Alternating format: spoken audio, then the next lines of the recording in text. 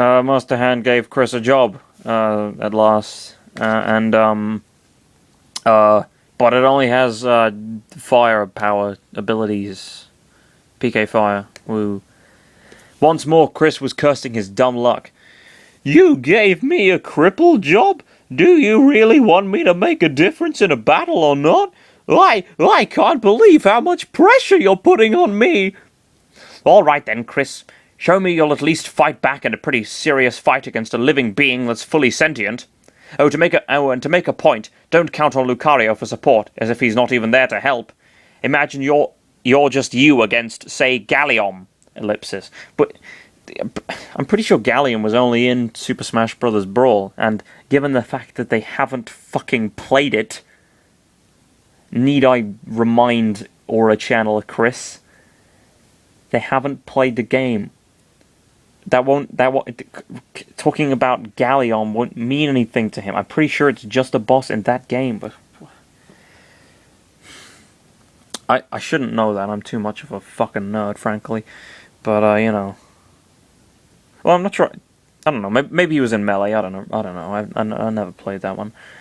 The kid was left speechless when he considered about such a situation ever happening to him. Who was he kidding? Fighting a monster was less heartbreaking than fighting a real foe that could feel emotions and think its own thoughts.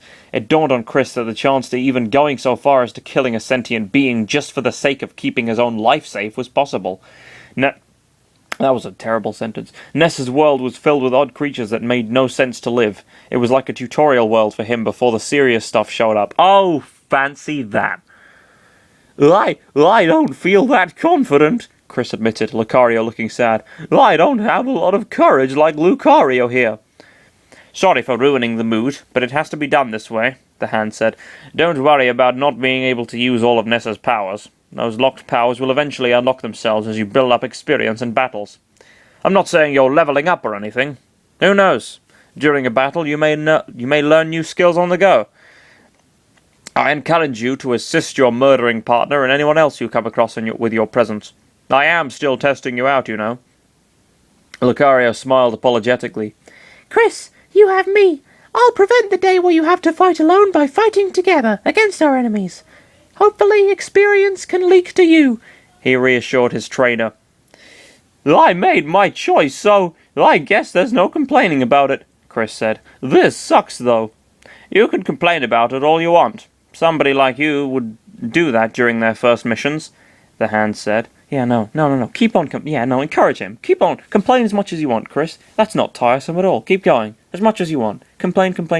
That's all you ever fucking do. Yeah. Yeah, it is. All you ever fucking do. I can't believe I'm talking to a fucking fictional character in a story written by Aura Channeler Chris. He can't fucking hear me. Let me just continue. Let me just get on with it. So that's all I wanted to tell you guys. From now on, I'll cut your communication. I don't want Taboo to catch us talking like this. I'll call you when the mission is over with, which isn't really over due to the abnormal readings I'm getting from the mansion. Chris sighed. I knew we weren't done yet. Wait, mansion? Oopsie, I don't want to spoil the surprise just yet, the hand said. Godspeed to you and all that. Good luck. I'll call you very soon. Master Hand out. The telepathy then ended. Lucario upheld the telepathy, seeing as Juff was busy with the panel. Everything is happening, Chris. Nothing is an illusion. Ooh, spooky. I wish it was. Except for you, of course. Chris responded weakly, trying to cope up with the huge task he was given. Drifting in his thoughts, he looked outside to admire the scenery. Arduous battles would eventually happen very soon, and he feared to think about it too much. For now, he looked down to see that the Skyrunner was hovering over Foreside. The ship was flying very close to the city. There was a large billboard on top of the tallest building that had a blonde fat kid flashing a golden toothy grin. Chris couldn't see the fat boy's eyes because they were hidden under his hair. But he did read the neon sign that read, Pokey owns you. Said kid happened to be standing next to the sign to admire his sexy good looks on paper. When he noticed the Skyrunner, I'm not kidding, that's legitimately what it says. Said kid happened to be standing next to the sign to admire his sexy good looks on paper, when he noticed the Skyrunner. Pokey snobbishly stuck out his tongue and walked back inside the building. Well, excuse me for looking at your billboard, Chris thought. Excuse me, princess.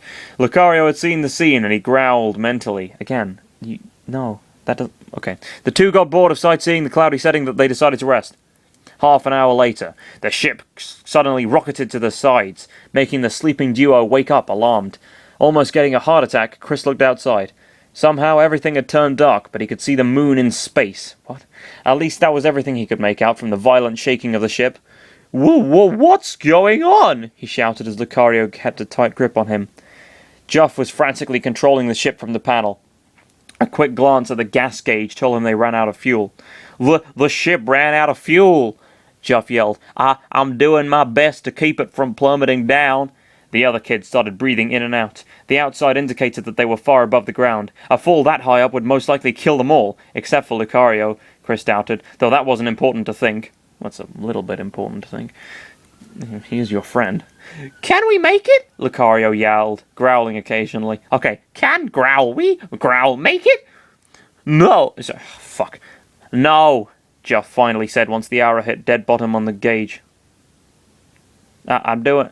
Did I do the right voice for him before? I'm doing my best to keep it from plummeting down. I might have accidentally done Chris's voice for Juff. I don't really remember. I'll have to, if I did, I'm sorry. No, Juff finally said once the arrow hit dead bottom on the gauge. The rocketing ship suddenly stopped shaking as it came to a complete stop in midair, lifelessly hovering above the clouds. Nice knowing you guys. Shortly after, the ship responded by dropping down like a pebble to the faraway ground. Not sooner than that, screams ensued as Chris and Juff proclaimed bloody murder.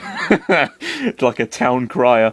Lucario was thinking about opening a hole in the ship to escape, but the force of the air could suck them all out forcibly. In the end, he pulled Juff to his side and clutched both screaming children together under his arms. It was pure good luck that the Skyrunner stopped right above the spot where Ness and Paula were held captive. Oh, fuck off! Okay, Threed, Graveyard Underground.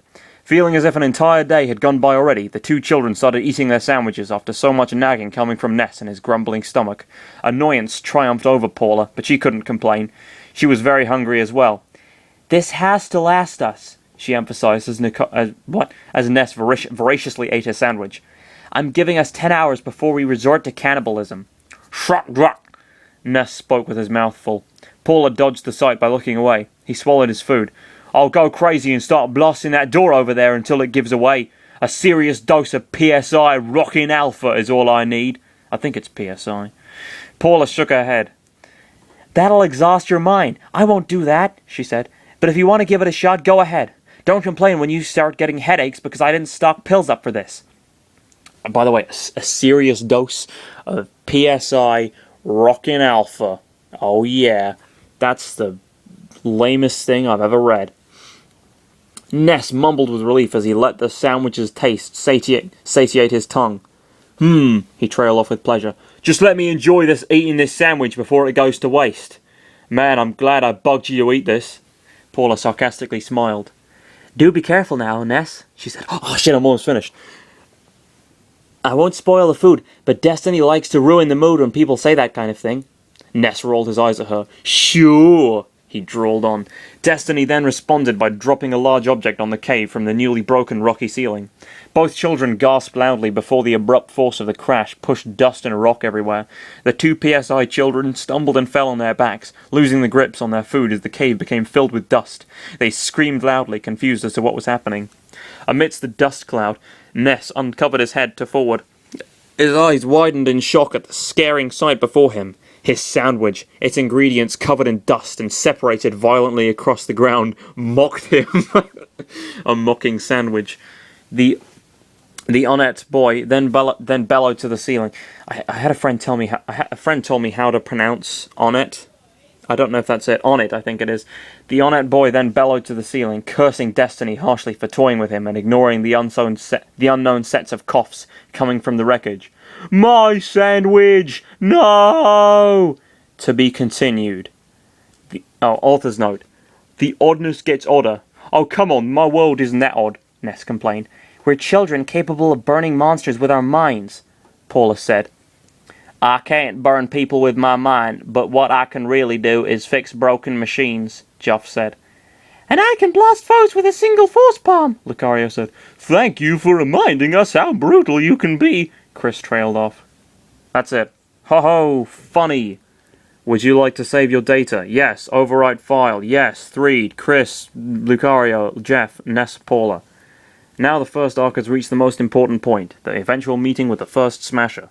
I like how this chapter turned out. This is definitely much better than before. For those of you who don't remember, the arc had Chris turning into a very young child who confused Lucario for his dad. Oh fuck, I'm glad they changed that. That was scrapped over turning him to the Three Children's Egg to add to the, shall I say, oddness of the Earthbound world. A big plus is the addition of events. The next half will surely be more eventful now that Ness is a few feet away. Expect more unique interactions. I encourage all readers to review. Bloody hell, that would have been the fucking worst if he thought Lucario was his dad and it was all about them trying to convince him otherwise. That's so dumb. I'm really glad he changed that. Thank you, our channeler Chris. You fucking saved me from that, at least. Anyway, that's all for now.